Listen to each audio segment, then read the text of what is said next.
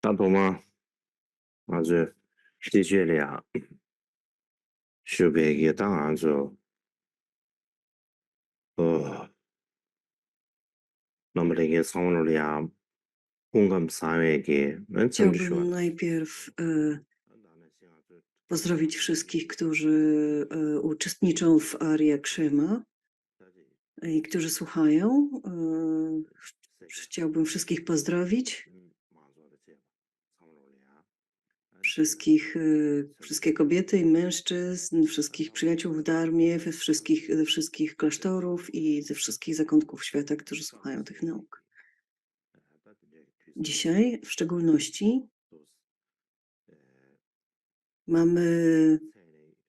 rozpoczynamy nowy rok, rok Smoka, więc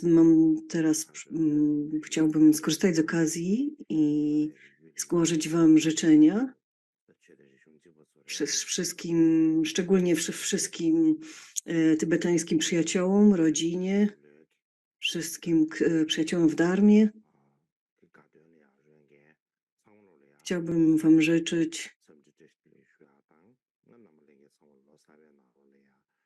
wszystkiego najlepszego z okazji Nowego Roku Tybetańskiego, abyście byli zdrowi, aby wszystkie Wasze działania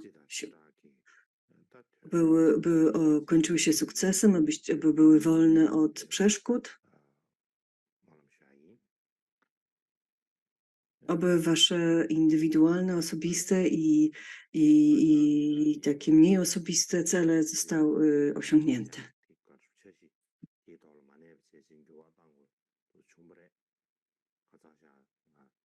Musieliśmy zmienić nieco trochę nasz plan wykładów.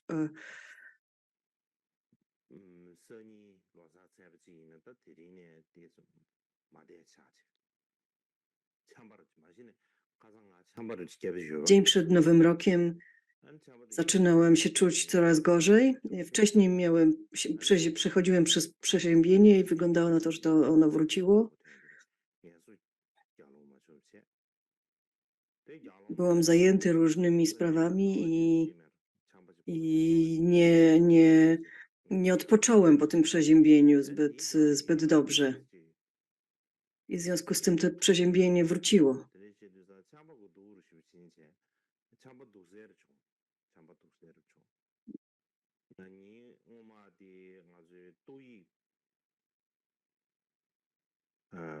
COVID-19 sommer 또이 나서 고백을래양아 샤브니 숨지 나브레 또이 나서 포체 샤브니 숨지 나래 W przeszłości, podczas pandemii, byłem przez kilka dni chory. To nie było takie poważne. Byłem chory na COVID, ale przechodziłem to bardzo łagodnie. Teraz to była zwykła grypa jakaś albo przeziębienie i przechodziłem to dużo gorzej. Odczuwałem to dużo gorzej. Zazwyczaj podczas losaru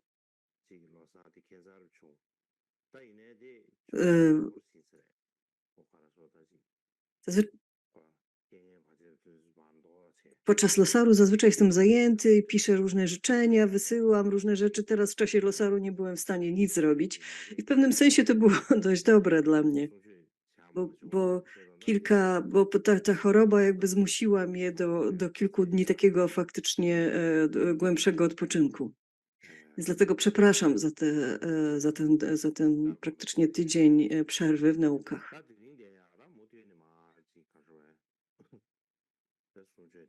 Więc teraz wracamy do naszych nauk.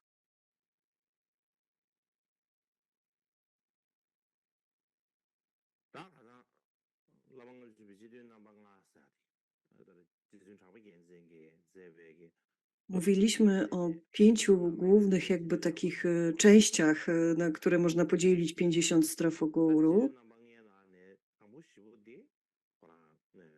I pierwsze 4 już omówiliśmy.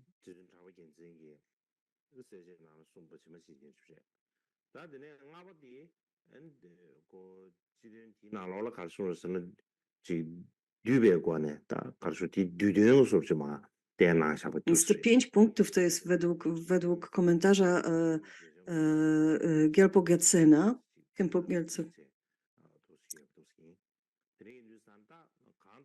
Teraz jesteśmy przy 5. punkcie, czyli faktycznym omówieniu tekstów. Poprzednio wspominałem, że 50 strof o guru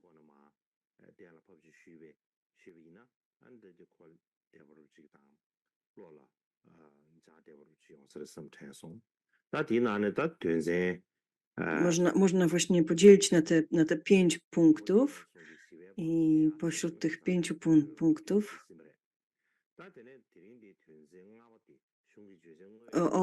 przeszliśmy już od 1 do 4,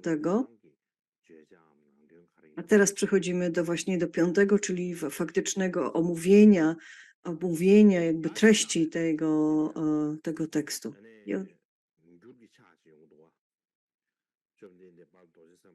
Więc pierwszy wers tego tekstu brzmi tak: składam pokłon Bhagavaganowi Vajrasattwie. Więc to jest jakby pokłon złożony przez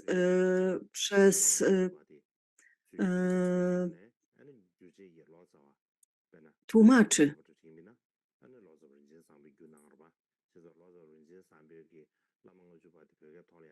Więc ten pierwszy, ta pierwsza jakby linijka została jakby dodana przez tłumacza. Składam pokłon Bhagavanowi Vajrasattwie. To jest właśnie taka linijka dodana przez tłumacza. Zazwyczaj nazywamy to pokłonem tłumacza.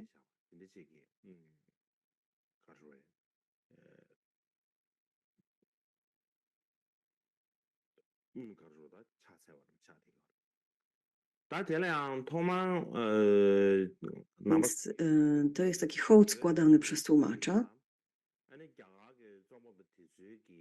Gdy Dharma Buddy po raz pierwszy zaczęła być przekazywana do Tybetu, wówczas tłumacze jakby podążali za takim zwyczajem indyjskich autorów, żeby wyrażać taki właśnie hołd na samym początku tekstu. I zazwyczaj składali hołd na początku. Było tak, że tłumacze składali hołd takim bóstwom, do których byli najbardziej, którzy byli im najbliżsi, na przykład Chenrezikowi, Tarze i tak dalej. Ale później tybetańscy królowie, ministrowie, tłumacze i pandici zebrali się, aby omówić tę sprawę i doszli do wniosku, że trzeba to ujednolicić, że ten hołd powinien być oddawany tym bóstwom, które są najbardziej odpowiednie do tematu tłumaczonego tekstu. Na przykład przy tekstach Vinai powinno się składać hołd wszechwiedzącemu. Przy tekstach Hinayany powinien być oddany hołd 3 klejnotom. Przy tekstach Abhidharmy powinien być oddany hołd Manjushiemu. Przy tekstach tajemnej mantry powinien być oddany hołd panu tajemnic, czyli Vajrapaniemu.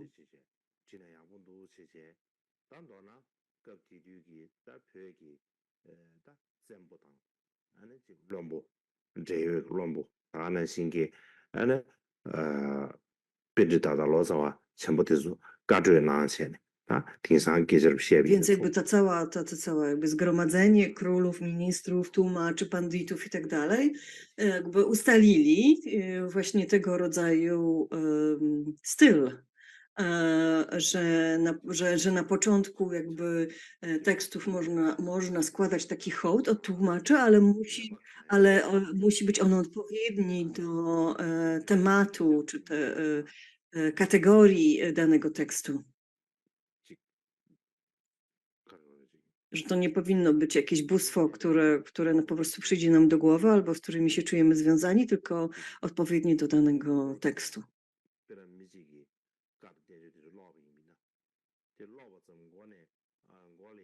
Wówczas, kiedy ludzie będą czytać ten tekst, to na początku od razu wiedzieć, że ten tekst to jest tekst Vinaja, albo ten tekst to jest tekst Vajrayany, albo ten tekst to jest tekst Hinayany i tak dalej.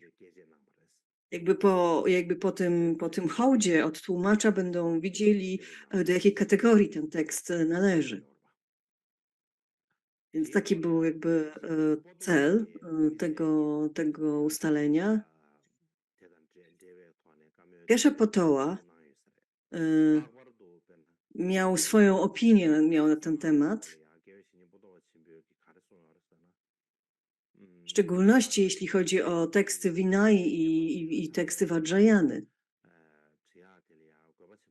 On uważał, że Vinaya należy jest w stanie zrozumieć tylko wszechwiedzący, dlatego powinno się właśnie składać hołd wszechwiedzącemu. Gdyż tylko Buddha sam jest w stanie zrozumieć zasady Vinai i tylko on jest w stanie stworzyć zasady związane z postępowaniem, ze ślubowaniami Vinai. Dlatego wszystkie teksty dotyczące ślubowań i Vinai powinny się rozpoczynać od hołdu dla Wszechwiedzącego. Podobnie, jeśli chodzi o teksty Vajrayany, tajemnej mantry, one powinny być praktykowane w tajemnicy, w samotności.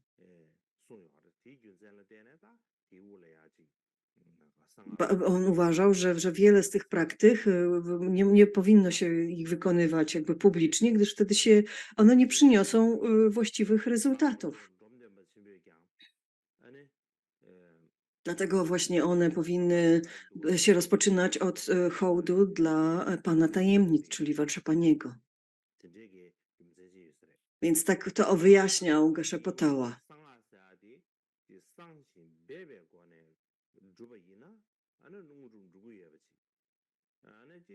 Kiedy tajemna mantra jest praktykowana w tajemnicy, wówczas faktycznie przyniesie rezultaty. Pewnych rzeczy nie powinno się jakby udostępniać publicznie, pewnych praktyk Vajrayany, gdyż wtedy nie osiągnie się odpowiednich CD związanych.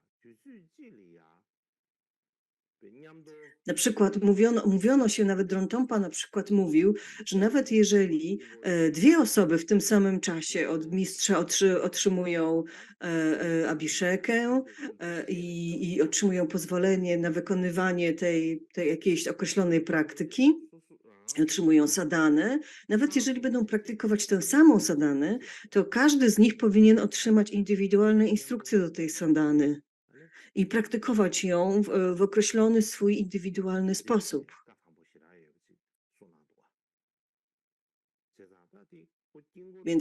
Więc Dronpompa uważa, że to jest bardzo jakby taki rygorystyczny system i powinno się faktycznie praktykować go w sekrecie, zgodnie z indywidualnie otrzymanymi instrukcjami i nie dzielić się tymi instrukcjami z innymi. Powinno się je utrzymać w tajemnicy.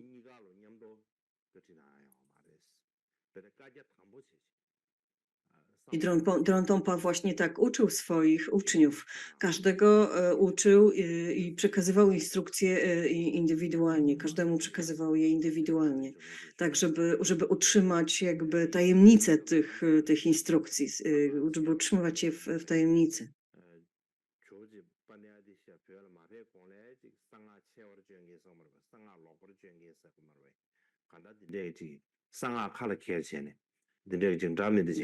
Wiele osób, które praktykują Vajrayany,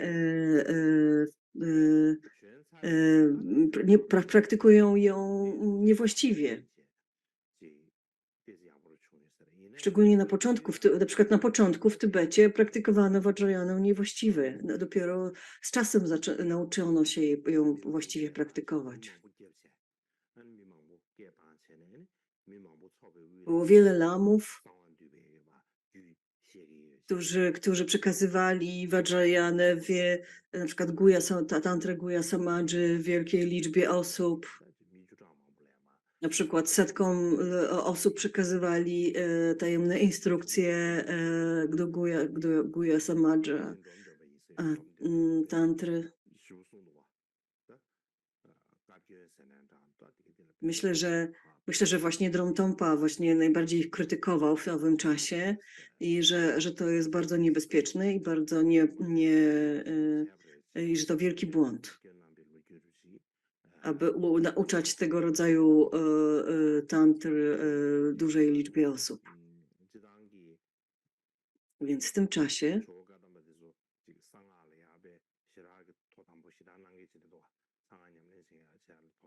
mistrzowie Kadampy stali się bardzo tacy rygorystyczni, jeśli chodzi o praktyki Vajrayany, jeśli chodzi o przekazywanie instrukcji do Vajrayany. Ogólnie można powiedzieć, że mistrzowie Kadampy praktykowali Vajrayanę prywatnie, w tajemnicy, samotnie. W zasadzie nikomu nawet nie mówili, że praktykują Vajrayanę najczęściej. Nawet jeśli chodzi o mudry, to nie wykonywali ich publicznie. Wykonywali je pod zenem, ukrywali te mudry jakby pod zen, za swoim zenem.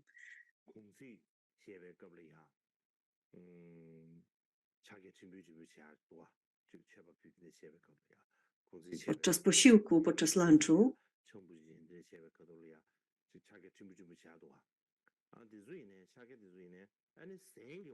trzeba było wykonywać kilka mudr przed recytacją tekstu. To wykonywali te mudry pod swoim zenem, aby nikt nie widział tego, co robią. Gdyż nawet wykonywanie mudr jakby utrzymywali w tajemnicy. Nie robili tego tak jak my, tutaj machali rękami i tak dalej. To my się często popisujemy tym, jak to pięknie wykonujemy te mudry. Chcemy, żeby wszyscy nas podziwiali. Robimy wielkie koła rękoma i tak dalej. Mistrzowie Kadampy tak się nie zachowywali. Wykonywali tajemną mantrę, praktyki tajemnej mantry w tajemnicy.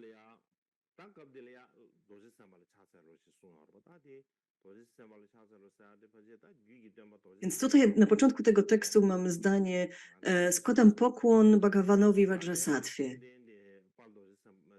Więc tutaj Vajrasattva odnosi się do pana Vajrayany, czyli Vajradary. Bhagavan to słowo sanskryckie.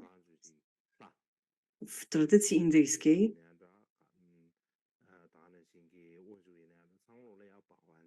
to był tytuł nadawany Indrze, Brahmie, Shiwie, czyli wszystkim bóstwom, wszystkim bogom.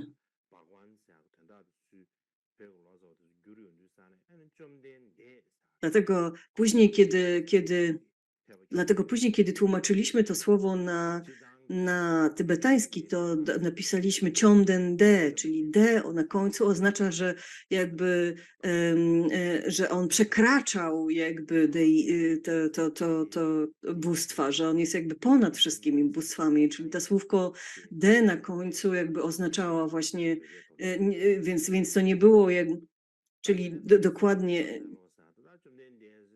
Chomden znaczy doskonały zwycięzca, czy też, natomiast tutaj to słówko de dodawane przez Tybetańczyków oznaczało, że to ktoś, kto przekracza, wychodzi ponad właściwości tego doskonałego zwycięzcy, czyli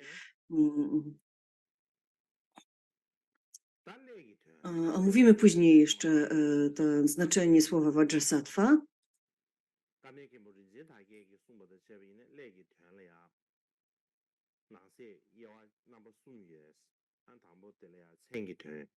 Więc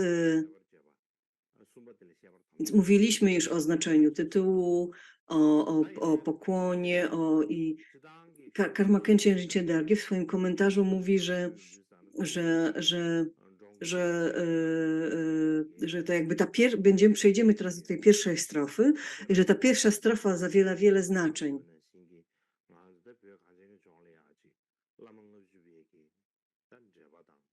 Drogą Jogya Pakpa, który również napisał jakby komentarz do tego tekstu, to był jeden z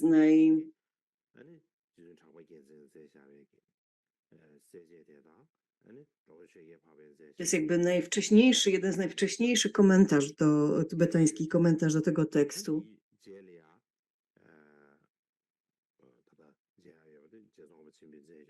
Więc to są to był.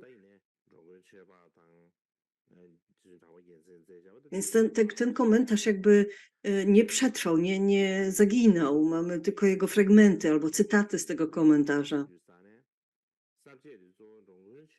Więc dzisiaj, kiedy posługuję się, omawiam 50 strof, to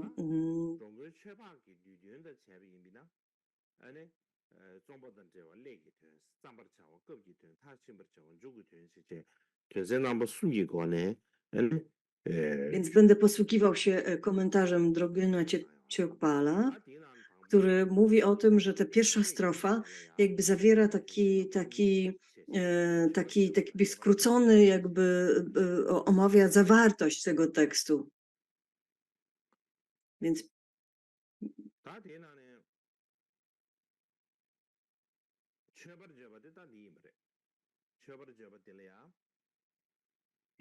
hołd, najpierw ta strofa zaczyna się od hołdu.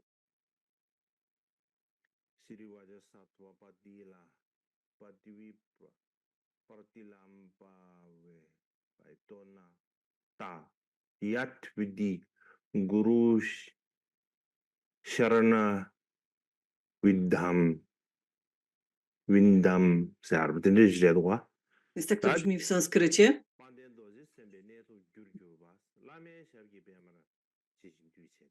Więc to można przetłumaczyć mniej więcej tak. Chylę głowę, jak przystało, do lotosowych stóp guru, który sprawia, że osiągamy stan chwalebnego Vajrasattwy. W chińskim przekładzie tego tekstu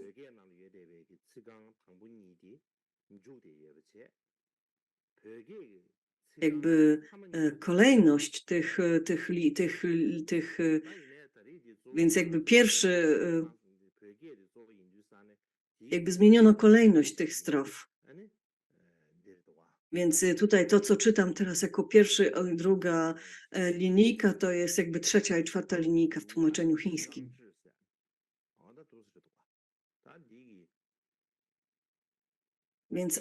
Więc ten pierwszy hołd, pierwszym punktem jest jakby w tej strefie jest właśnie hołd. Tutaj mamy właśnie sanskryt tybetański i chiński. To jest hołd.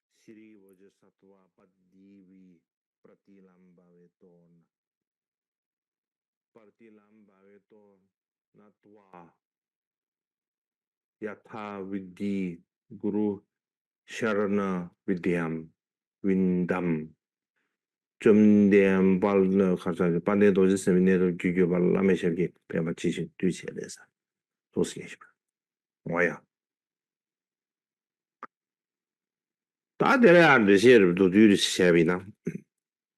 Da dele ya tada Lame Nguru. Pokrótce to spróbujemy to wyjaśnić.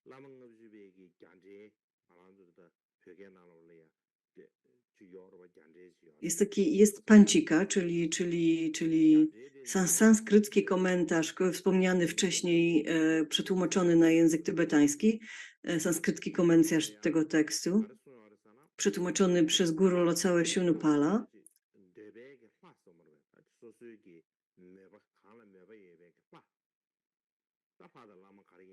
Tam mówi się o specjalnym bóstwie, czyli bóstwie czy też lamie, wobec którego mamy szczególną taką więź, rozwinęliśmy większą wiarę. Więc to jemu składamy hołd.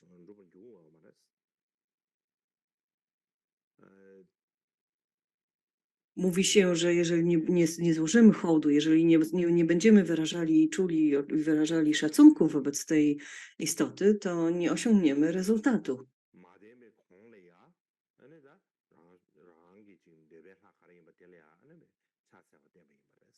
Więc autor, zanim przechodzi do określonego tematu, do opisywania tego tematu, który chce opisywać, jakby składa hołd swojemu specjalnemu bóstwu.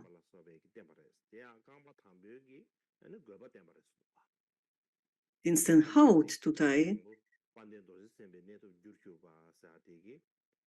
więc tutaj, więc tutaj jakby składamy hołd do lotosowych stóp guru.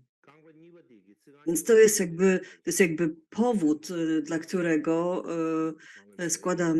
składamy hołd i piszemy czy czytamy te nauki. Kim jest to specjalne bóstwo, wobec którego mamy tą szczególną wiarę? Jest to chwalebny Vajrasattva.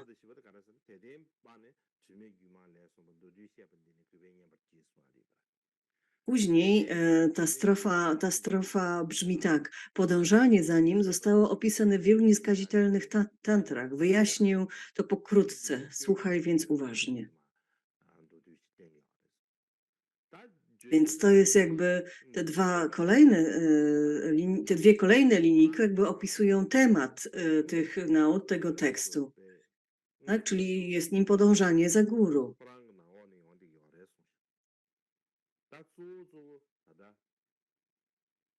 Więc głównym jakby punktem tutaj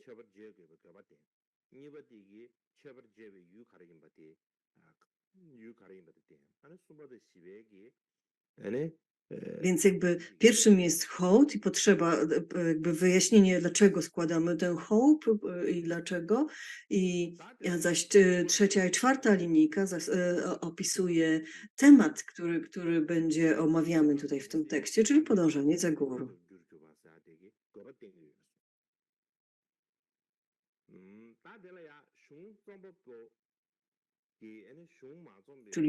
Czyli dlaczego omówimy ten tekst, dlaczego podążamy za guru? Dlatego, że on sprawia, że osiągniemy stan Vajrasattwy.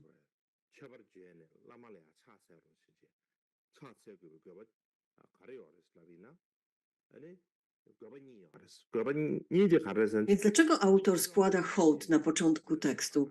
Są ku temu dwa powody. Po pierwsze, po to, aby ukończyć ten tekst, zacząć i ukończyć, a po drugie, po to, aby inni mogli się faktycznie zaangażować z szacunkiem, z uwagą zaangażować jakby jest to takie inspirujące dla nich, aby się zaangażowali w praktykę tego tekstu. Na przykład był taki mistrz, który przy każdym tekście najpierw składał pokłon swojego guru. W ten sposób autor jakby gromadzi zasługę, zobowiązuje się do ukończenia tego tekstu, prosi o błogosławieństwo swojego lamy czy też idama. I w ten sposób, gromadząc w ten sposób zasługę, usuwa również przeszkody mogące pojawić się podczas kompozycji tego tekstu, czy też podczas czytania dla czytającego. Wszelkie przeszkody mogące się pojawić podczas czytania, studiowania tego tekstu.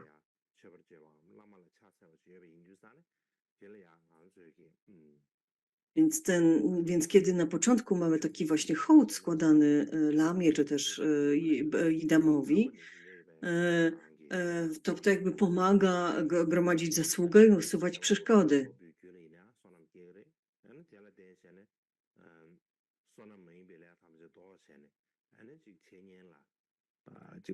Jakby jakby to zapewnia, że studiowanie tego tekstu pogłębi nasze nagromadzenie zasługi i pomoże usunąć wszelkie splamienia, wszelkie przeszkody i tak dalej.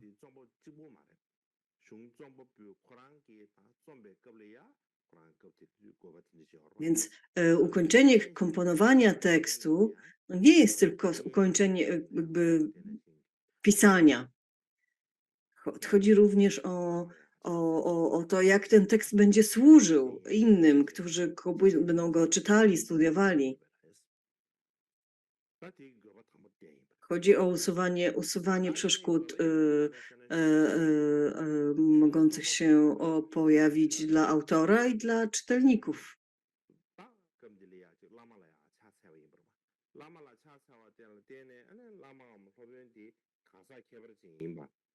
Więc składając pokłon guru, czy też hołd guru na samym początku, jakby podkreślamy, że guru jest niezwykłym i bardzo ważną istotą.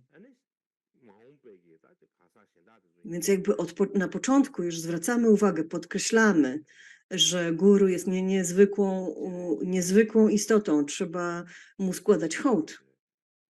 Jest kimś ważnym.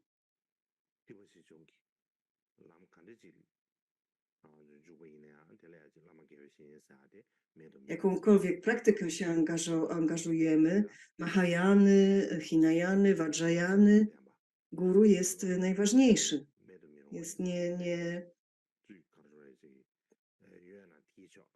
Więc musimy wiedzieć, kim jest taki guru. Dlaczego jest taki ważny? Dlaczego tak ważne jest, aby mieć swojego guru? Dlaczego należy przed nim składać hołd? Dlaczego należy się przed nim kłaniać? Więc kiedy na początku tekstu już czytamy taki hołd, to jakby to wszystko jest tutaj zaznaczone. Więc kolejnym pytanie, które się nasuwa, to kim jest taka niezwykła istota? Kiedy rozumiemy, że guru jest niezwykłą istotą, to faktycznie zaczynamy rozumieć, na czym polega ten tekst, o czym on mówi. Więc kim jest dlaczego guru jest niezwykły? Bo jest to ktoś, kto urzeczywistnił pogląd. Mówimy tutaj o dwóch rodzajach poglądu, o poglądzie takim zwyczajnym i nadzwyczajnym. Właściwy, zwyczajny pogląd to jest przekonanie o istnieniu karmicznej przyczyny i skutku. Na przykład są ludzie, którzy mają pogląd materialistyczny, czysto materialistyczny i nie wierzą w karmiczną przyczynę i skutek. Nie wierzą w taką zależność. Więc guru jest kimś, kto rozumie karmiczną przyczynę i skutek i który jest w stanie wyjaśnić, co należy robić, czego nie należy robić w związku z tym. Dlatego warto przed taką osobą się kłaniać i warto jej składać pokłon i hołd. Więc guru posiada właściwy pogląd na karmę, na przyczynę i skutek.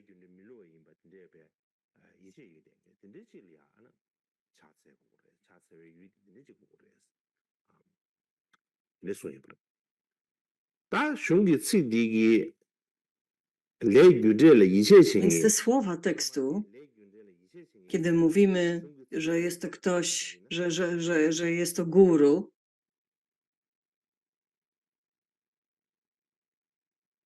więc skąd wiemy z tekstu, że guru to jest ktoś, kto wierzy w przyczynę i skutek, w karmę?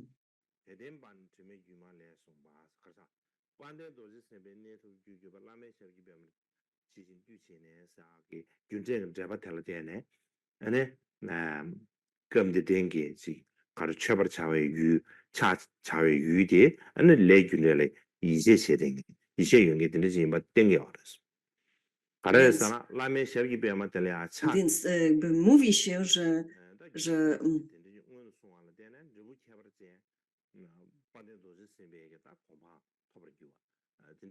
Więc jakby ten tekst jakby mówi, że samo składanie hołdu czy pokłanianie się do lotosowych stóp guru już jakby staje się przyczyną osiągnięcia stanu vajrasattwy.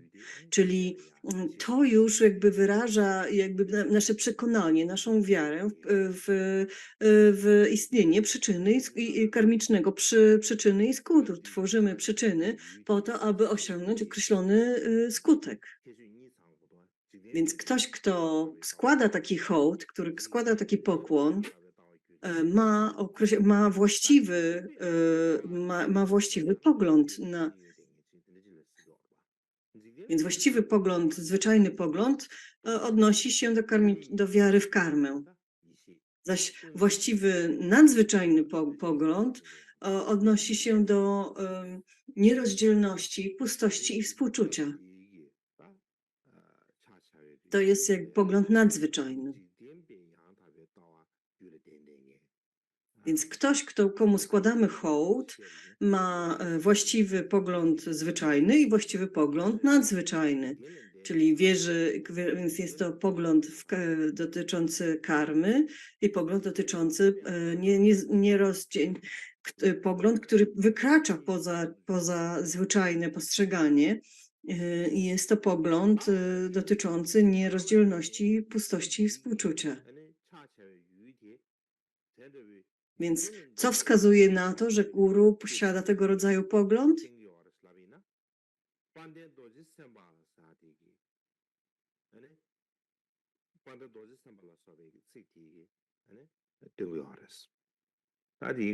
Wiemy to dlatego, że nazywamy go, jego poziom chwalebnym vajrasattwą. Będziemy to objaśniać za chwilę. Więc to jest mistrz, czy też guru, któremu składamy hołd, przed którym się kłaniamy. Ktoś, kto posiada właściwy pogląd zwyczajny, właściwy pogląd nadzwyczajny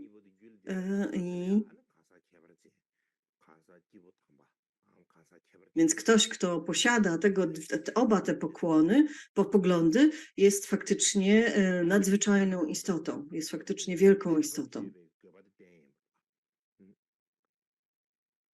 Więc jakby te dwie pierwsze linijki jakby opisują powód, dla którego składamy pokłon, dla którego podejmujemy się studiowania tego tekstu. Więc mamy hołd i potem mamy zobowiązanie do skomponowania tekstu.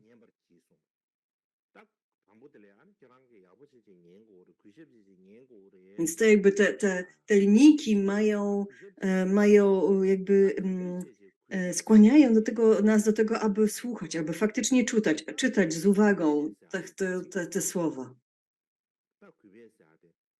Więc dlatego autor zachęca nas, słuchaj uważnie, czyli słuchaj z szacunkiem, słuchaj ze zrozumieniem.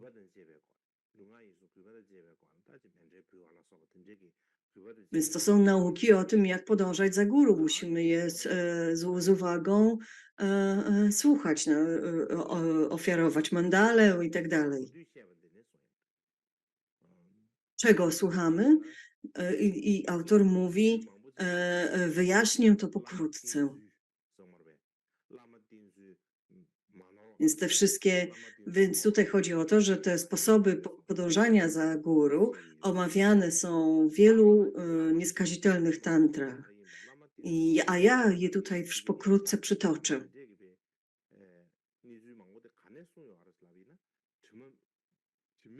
Więc gdzie one są napisane? Skąd autor czerpał informacje na ten temat? Czerpał je z wielu nieskazitelnych tantr.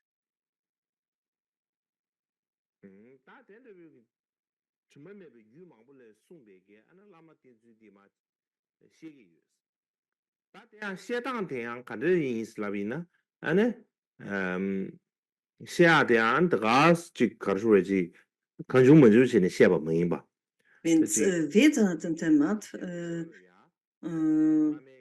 nie jest jakimś wymysłem.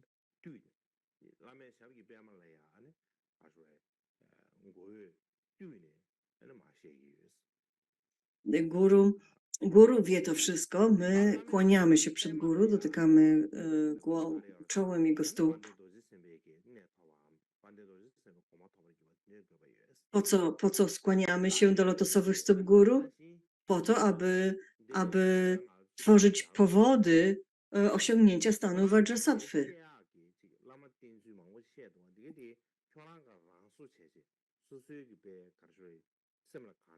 Więc mamy potem dalej mamy te wszystkie sposoby podążania za guru. One nie zostały wymyślone, wymyśliłeś je, skąd je wziąłeś? Wziąłem je z różnych tantr. Tak to autor wyjaśnia. Inni mogliby powiedzieć, skoro to wszystko jest już opisane w tantrach, więc po co to powtarzać? Ale autor mówi, objaśnił je pokrótce. Więc oczywiście te sposoby podążania za guru opowiedziane zostały w różnych tantrach, ale one opowiedziane zostały w bardzo wiele tantrach i zostały, czyli wzmianki na ten temat są w przeróżnych tantrach, w różnych miejscach tych tantr i tak dalej. Więc musielibyśmy mieć bardzo dużo czasu, żeby przeczytać wszystkie te tantry, aby tą całą wiedzę posiąść. Natomiast autor jakby zebrał te wszystkie wzmianki na ten temat z różnych tantr i zebrał je w tym tekście. Jest to jakby takie podsumowanie.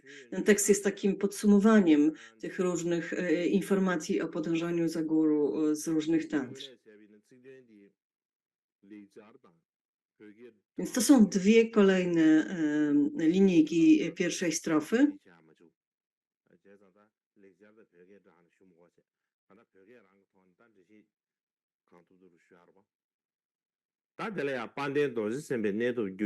Więc tutaj jest znowu sanskryt tybetański i chiński.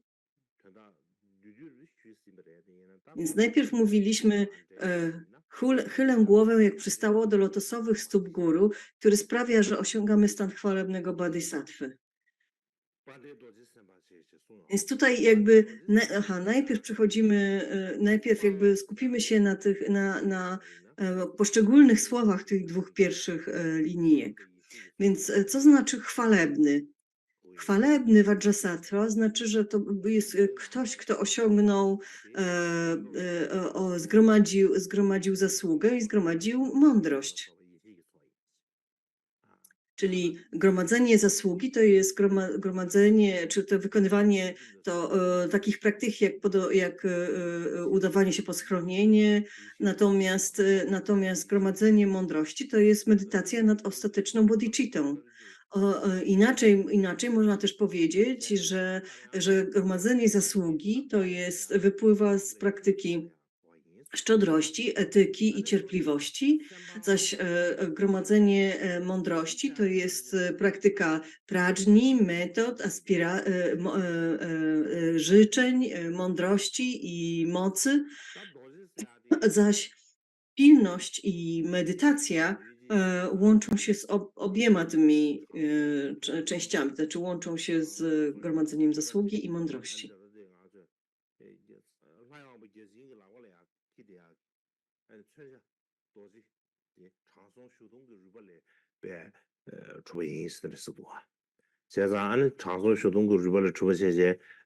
Więc co znaczy Vajrasattva dalej? Vajrasattva składa się z dwóch słów. Pierwszym jest Vajra, czyli niezniszczalność. To jest jakby taka broń, którą trzyma wiele bogów na różnych jakby malunkach, to widzimy. Jest to przedmiot mocy.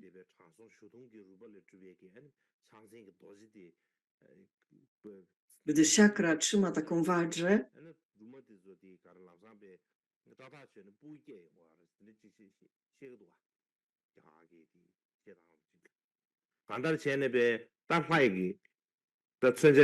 wówczas półbogowie, kobiety z strefy półgorów, nawet widząc takiego Boga z wajrą, są tak przerażone, że oddają mu swoje dzieci. Taki lęk to wzbudza w nich. Więc to jest jakby taka niezniszczalna broń, która zwycięża wszystko. Więc to jest Vajra. Niektórzy mówią, że to jest diament, czyli taki najcenniejszy kamień, który jest najtwardszy, najbardziej niezniszczalny. Więc niektórzy mówią, że Vajra można przetłumaczyć jako diament, więc są różne interpretacje tego słowa, które więc jest to tak czy inaczej, główne znaczenie tego słowa to jest niezniszczalność, które posiadają różne dodatkowe 7 właściwości. Taka Vajra jest niezniszczalna i posiada 7 dodatkowych właściwości. Teraz drugie słowo sattva to oznacza coś, co nie słabnie, nie niszczeje, i ponieważ ten stan posiada obie te właściwości, niezniszczalność i niesłabnięcie, mówi się o tym, że to jest Vajrasattva. Istnieje wiele interpretacji tego jakby słowa, to jest jedno z nich tylko, które pochodzi z indyjskich komentarzy.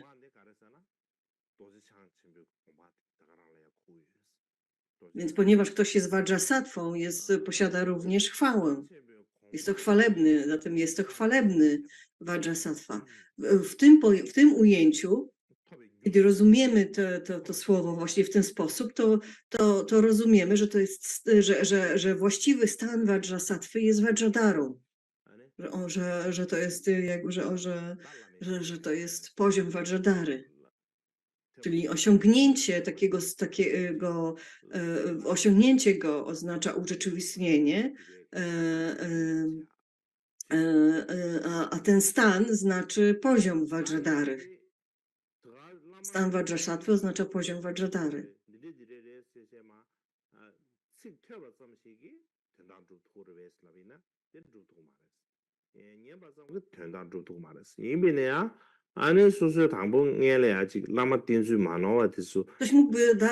Ktoś mógłby się zastanawiać, czy samo słuchanie tych słów już wystarczy. No i można powiedzieć, że w pewnym sensie tak, trzeba najpierw tych słów wysłuchać, najpierw tych nauk wysłuchać, a potem je praktykować.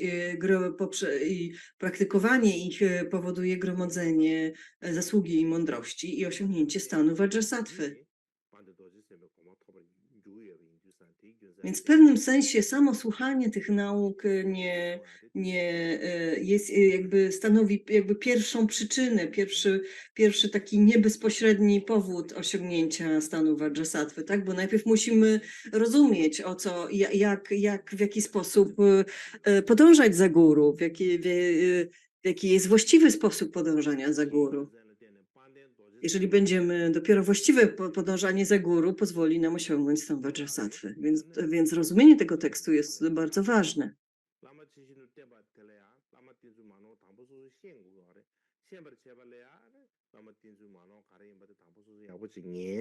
Więc żeby osiągnąć stan Vajrasattwy czy Vajradary, musimy właściwie podążać za guru. Aby właściwie podążać za guru, musimy rozumieć,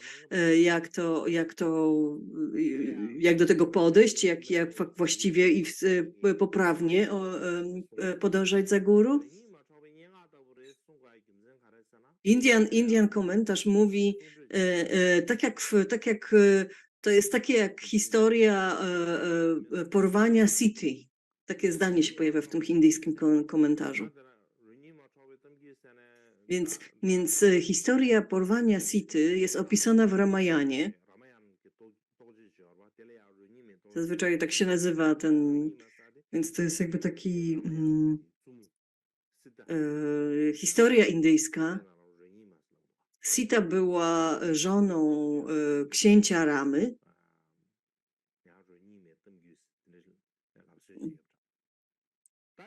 Zaś historia właśnie opisująca historię tego porwania jest właśnie opisana w Ramayanie. Więc jest to poemat staroindyjski,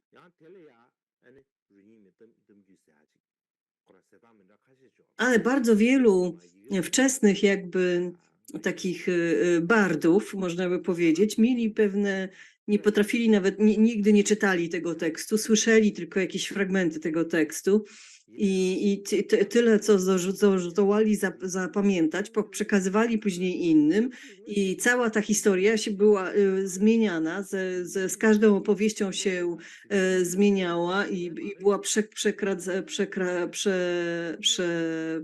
przerabiana przez nich.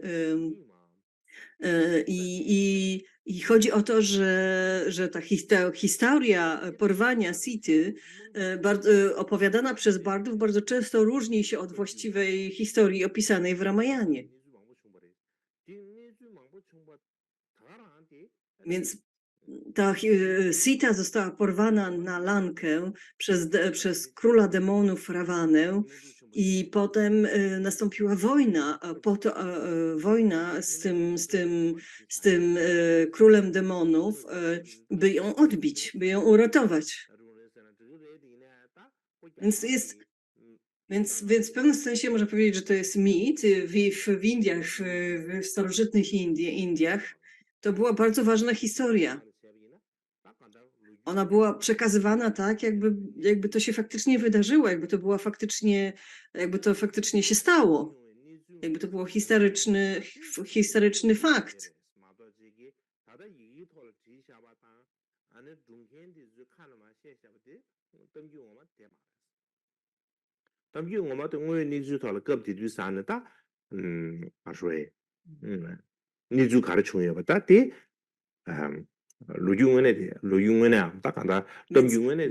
Jakby oczywiście historia i mit różnią się od faktów, od tego, co się faktycznie stało, tak? I jeśli porównamy tutaj jakby ten indyjski komentarz do 50 strof Guru porównuje jakby ten tekst właśnie do tej historii, do Ramayany, że często że historia opowiadana w tych 50 strofach to nie jest jakby faktyczne 50 strof o Guru. 50 strof o Guru to jest coś, co czytamy ze zrozumieniem, co studiujemy, co praktykujemy, co powoduje, że faktycznie zaczynamy podążać i szanować Guru. I to jest faktyczne 50 stop Guru, a nie same słowa, a nie sama historia tego tekstu. Prawdziwe 50 strof Guru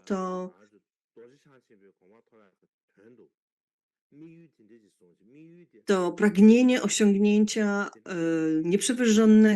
nieprzewyższonego stanu Vajradary. I rozumienie, że jedynym sposobem, aby to osiągnąć, jest podążanie za Guru. A żeby podążać za Guru, musimy wiedzieć, jak wykonywać to poprawnie, bezbłędnie. I rozumienie tego, i nauka tego jest jakby, to są te prawdziwe 50 strof, te prawdziwe 50 strof o Guru. Kiedy czytamy tekst,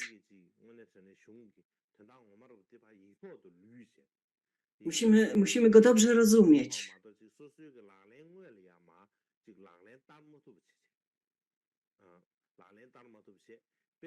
Jeżeli tylko będziemy sobie czytać tekst, bo on ładnie brzmi, to on nic nie wniesie. Musimy go czytać z rozumieniem, musimy się na nim zastanawiać.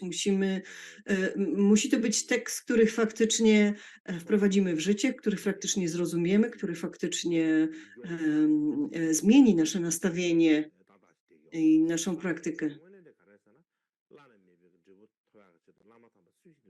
Prawdziwe 50 strof dla Guru, które mają pomóc nam osiągnąć stan Vajrasattwy czy Vajradary, to jest 50 strof o Guru, które faktycznie zmienia naszą praktykę i nasze życie.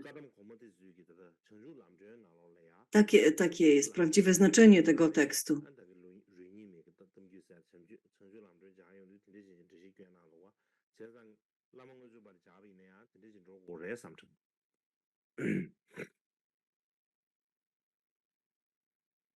Na przykład, mm, mm,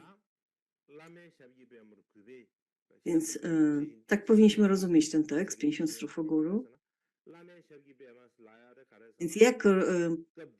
Więc jak rozumieć to, że chylę głowę do lotosowych stóp guru, na przykład? Kiedy mówimy guru,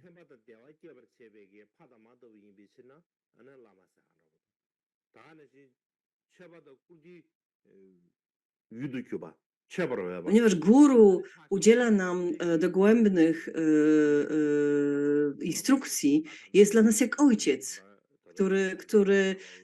który przynosi nam pożytek, który ma na uwadze nasze szczęście, który jest godny tego, abyśmy mu służyli, abyśmy go byli wobec niego szczodrzy i tak dalej. Taką osobą jest guru.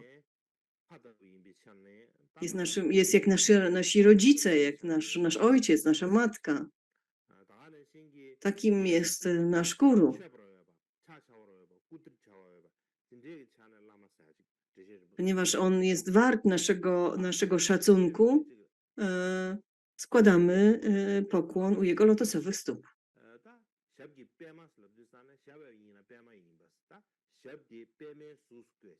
Więc jest to tak w gruncie rzeczy pokłon. Jest to ta pierwsza linijka składa. Lotos jakby jest metaforą stóp, stąd to po tybetańsku mówi się lotosowe stopy. Tak to przetłumaczyli. Więc chylimy głowę do stóp guru. I jak mamy to wykonywać? Tak jak przystało. Co to znaczy? To znaczy, że należy to wykonywać właściwie.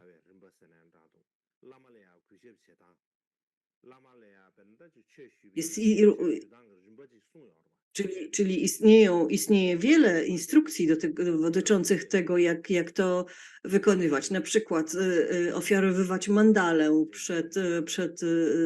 wraz z tym pokłonem.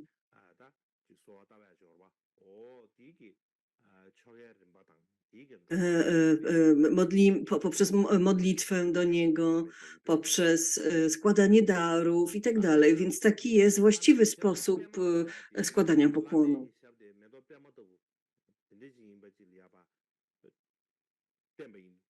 Więc jak już mówiłem, stopy guru są porównywane do lotosów i to jest jednocześnie jakby pochwała guru, tak? Czyli wykonywanie tego rodzaju porównania, wyrażanie takiej metafory, że twoje stopy są jak lotosy, to już jest jakby wyrażanie pochwały, tak? Czyli składanie pokłon jest również sposobem wyrażania szacunku, pokłonu. Więc to jest jakby pokłon wyrażany słowem, wyrażany mową.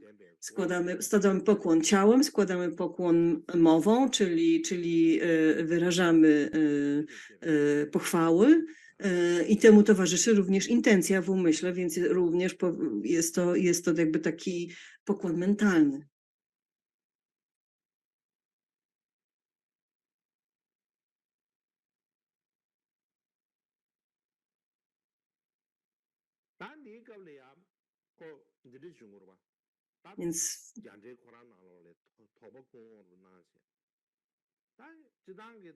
Więc w indyjskim komentarzu dalej pojawia się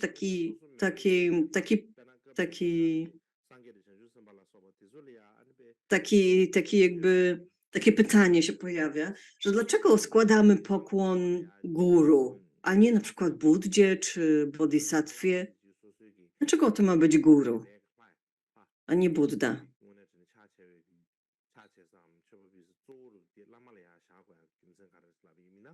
Dlaczego uważamy że naszego guru jako kogoś specjalnego? Dlaczego przecież jest Buddha? Dlaczego nie składamy pokłon Buddzie? Pojawia się taka wątpliwość w tym komentarzu i od razu pojawia się oczywiście za nim wyjaśnienie. A że to dlatego, że guru jest, jest jakby naturalną kają Buddów, który nam służy, który nam bezpośrednio przynosi pożytek. Więc jest dla nas kimś specjalnym, kimś nadzwyczajnym, który jest dla nas wyjątkowo życzliwy. Buddowie i bodhisattwowie są oczywiście nadzwyczajni, wspaniali,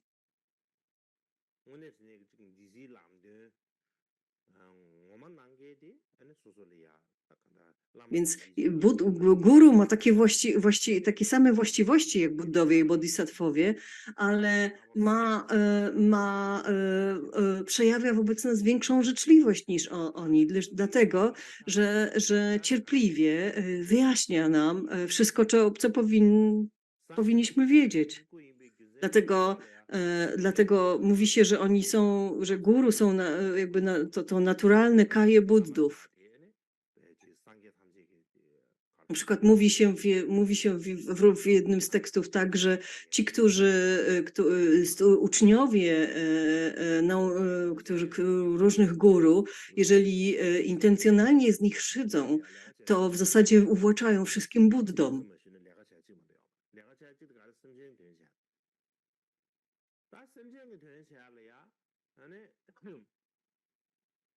Buddowie i bodhisattwowie mają na uwadze tylko i wyłącznie pożytek innych istot. To jest ich jedyne zadanie, jedyna praca. Więc przynoszą pożytek szczególnie istotom, które mają z nimi jakiś karmiczny związek.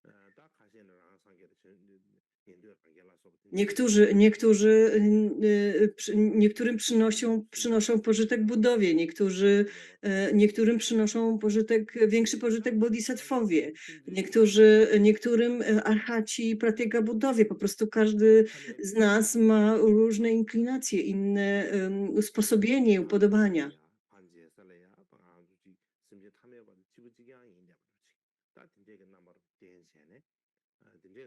Niektórzy wydają się zwyczajnymi ludźmi, ale podążając za nimi, otrzymujemy nauki dharmy. Tworzymy z nimi dharmiczny związek i w ten sposób przynosi nam to bardzo wiele pożytku i osiągniemy urzeczywistnienie i wyzwolenie.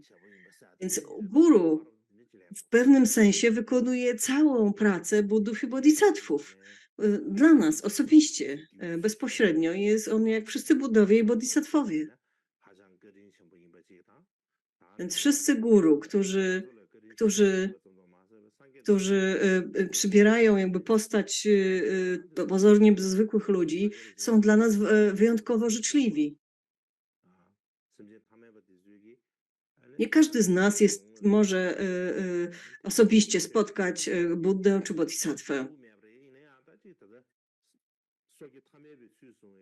i otrzymać bezpośrednio nauki od bodhisattvów Sambhogakai. Ale nasi nauczyciele, nasi guru przyjmują postać Nirmanakai, jesteśmy w stanie ich spotkać, zobaczyć, usłyszeć. Są jakby reprezentantami Buddów i bodhisattvów, działają w ich imieniu. Są jakby ich ambasadorami. Wykonują aktywność Buddów i bodhisattvów. I z tego powodu składamy im pokłon, składamy im hołd i dzięki temu osiągamy określony pożytek. Myślę, że na tym możemy dzisiaj skończyć. Myślę, że nie wiem, co będzie, jeżeli zacznę jakieś takie, przedłużę ten wykład. Myślę, że powinienem trochę. Najpierw miałem nawet wątpliwości, czy będę w stanie uczyć jeszcze dzisiaj, ale myślę, że na szczęście się udało. Nie chcę jej po prostu przedłużać, żeby nie przegiąć, że tak powiem. żeby dać sobie czas jeszcze na odpoczynek.